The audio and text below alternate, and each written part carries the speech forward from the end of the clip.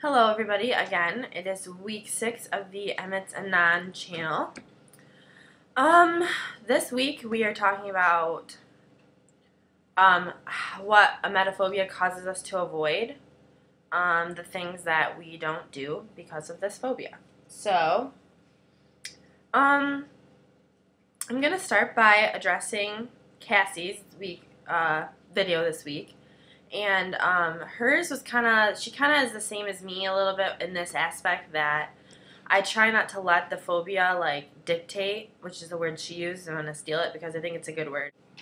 I think it's a good word to describe, like, what you don't want to let this phobia do to your life. So, obviously, yeah, there's things I avoid because of this phobia. I'm going to actually bring up, like, kind of a thing that's I'm sort of hoping it's going to be a breakthrough for me, but I don't know. It could be a total disaster. But I am going on a cruise. I've never been on a cruise before. I don't really go on boats that often. I don't know if I'll be seasick or if I'll get motion sickness on the plane because I've been on a plane before, but I don't go on planes very much. And I haven't gone on one since this phobia really developed.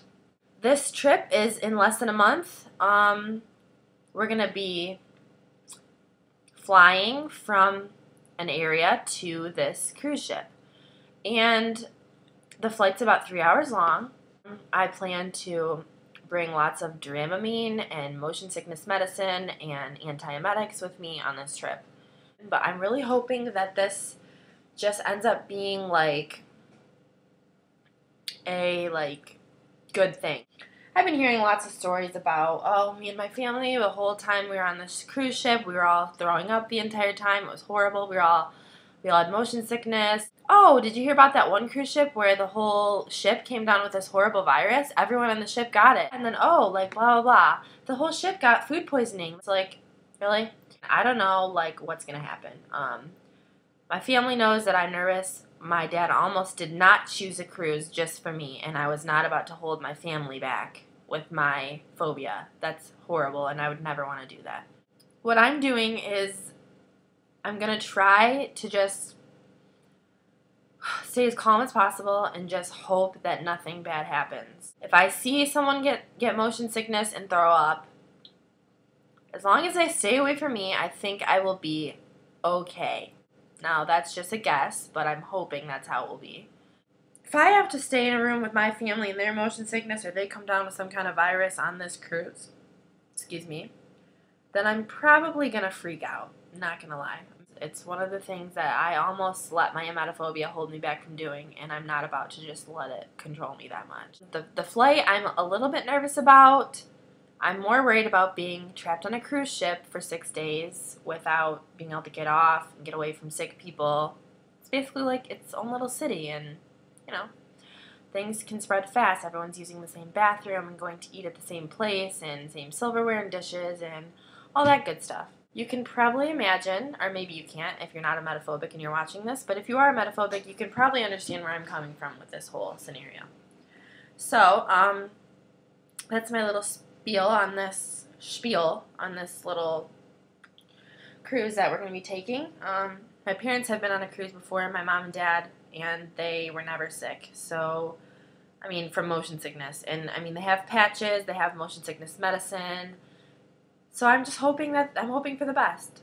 I'm hoping for the best. For, daily life, I would say that for a while I really avoided eating out at all. I really avoided, I don't eat fast food at all. I won't eat McDonald's or Wendy's or KFC or Burger King or Taco Bell. I don't eat it. Now, you might look at me and say, oh, well, she's a health freak. Look how skinny she is and anorexic, whatever. But I used to eat fast food all the time before this phobia really affected me, and I don't know what caused me to really stop it. My brother did get food poisoning, which kind of scared me, but he got it from a restaurant, and I actually think there's less of a chance to get food poisoning from fast food than there's a restaurant, because everything's so processed with fast food that there's pretty much no way it's going to rot or ever deteriorate. So you're pretty much safe there, but I don't know, just don't like taking the chance with the sanitation at the fast food places or whatever. So But like I said, I do definitely avoid eating out. And there are certain places that I will eat out, but for the most part, I just don't. I'll get pizza. We'll definitely eat pizza. I don't, you know what? I couldn't even give up pizza if I wanted to. I really like pizza. But, like, when it comes to going out and getting, like, a nice meal with chicken, you know, like steaks or just even like a hamburger or like taco meat in a taco or chicken in a taco, it doesn't matter. It's just there's always the thought that I'm going to get food poisoning from it, or that someone that works there is just not cleaning the whatever they're using, you know, the meat, just the exchange of the bacteria, and it's just not good.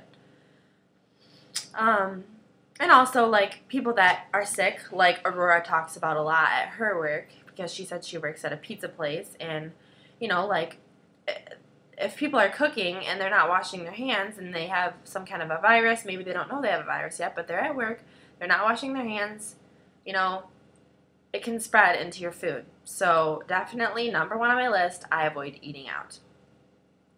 Second, like I just kind of said, I avoid trips. I avoid being away from my house for long periods of time.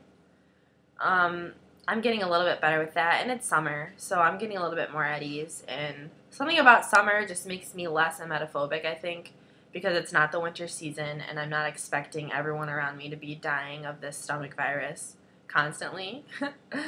But I know this chance of it happening is still there. It doesn't, just because it's summer doesn't mean it can't happen. So, but it just, I feel a little bit more at ease when it's summertime. Which actually, it's not even summer yet. It's March, and in Michigan, it was like 86 today where I live in Michigan. And I don't know where that came from, but I'm not going to complain. I love the warm weather, so. Anyway, I'm sort of getting off topic, but I guess I do avoid roller coasters. I don't go to Cedar Point. I've been to Cedar Point, but I only go if I'm going to ride water rides. For some reason, I'm not afraid of water rides, but I'm afraid of roller coasters. I guess a water ride, if someone threw up on a water ride, at least there's water cleaning it off, and it's not just sitting there, like, baking in the sun. I know that's disgusting, but that's, like, disgusting anyway. Like, I don't even know. Roller coasters, I don't really like the feeling in my stomach that I get on roller coasters anyway. It's not just the whole vomiting thing. It's not if someone else gets sick or whatever. I just don't really like the feeling I get on roller coasters, and I think it's a control thing. So that's another thing. I think this whole phobia stems from control, at least for me. It's definitely control, because when I'm not in control of what's going on, it's just not good. I'm not in control of my bodily function of vomiting. I'm not in control of the cooks if they wash their hands before they make my food. I'm not in control of how fast this roller coaster is going to go and who gets to go on it. Does this kid look like a candidate for, like, someone that's just going to vomit all over the ride while I'm on it, and it's going to fly in my hair and just ruin my day? No, so I'm not in control of any of those things, and I think that is a huge part of this phobia, is you just want to be in control. And that's something that you avoid, is not being in control. So pretty much any situation where I'm really not in control of, like, where I'm going, what's going to happen, like, what the situation is going to turn out like, then I just get a little bit, I don't know, panicky, I guess you could say. So I will say that those are probably my top 3 things that I avoid.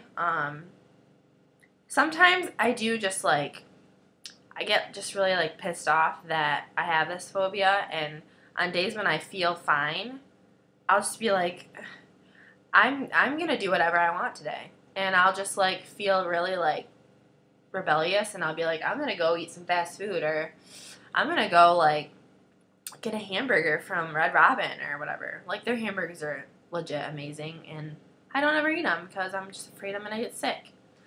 I don't know. So that's just one of those things. I just always assume that it's just going to be me that gets food poisoning from everything. So, but yeah, on those days that I do go out and, like, decide that I'm going to eat something, I usually come back a few hours later and I'm like, I'm going to get food poisoning from this. And the rest of the night I just have panic attacks and I just freak out until I'm like, oh, okay, well, it's been 12 hours. I would have thrown up by now. I would have had some symptoms of food poisoning. And then I just feel like an idiot for even worrying about it. So definitely food is probably the number one thing I would say I avoid. Eating out, any situation where I'm not in control, and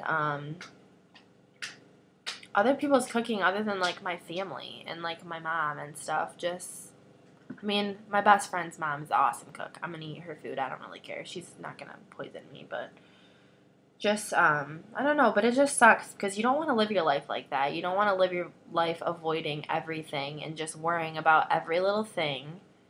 And my doctor even told me that when I talked to him about this. You can't avoid these things because you're only young for so long, and I'm 19, not even in my 20s yet, and I already got all these anxiety issues with this phobia and just things that it's causing me to avoid, and I don't want to live my life like that. I don't want to avoid everything, so I try my very hardest to just have fun and just take things as they come, you know? So, that's my little thing. Oh, I almost forgot one of the most important things. How could I? I want to work in the medical field. That's what I've always wanted to do. I just love, like, being able to help people, and I even considered, like, working in a nursing home for a while. And then when this phobia got really bad, it just was like, now I can't even, because old people, they tend to just need their diapers changed and they need to get bathed. And if one of them becomes sick and I have to take care of him or her, then it's not going to be good. And then also, if I even go into the medical field and I have to work in a hospital, there's always the chance that people are going to be sick in the hospital, obviously. I want to go into ultrasound technology, but, like, that doesn't necessarily mean that I'm safe from people vomiting. So, there's going to be probably pregnant women coming in to get ultrasounds, and they might have morning sickness, and they could just throw up all over the room. You never know. So, but anyway, yeah, that's probably another thing. I'm still debating what I want to do for, like, my major because of this phobia, and that's really sad that it's controlling that much. And I wish it didn't, but I don't want to get stuck in a job where I can't function. So I'm trying to find something that I love to do that's not going to cause me to freak out. So it's annoying, it's hard, but I'm hoping I find something soon, or just get over this, or just learn how to deal with it, So, but this video has been a little bit longer than I hoped. I hope this can help some people understand, and next week's topic, I'm not sure what it is, but looking forward to seeing the girls' videos for this week and next week, and thanks for watching, guys. See you next week.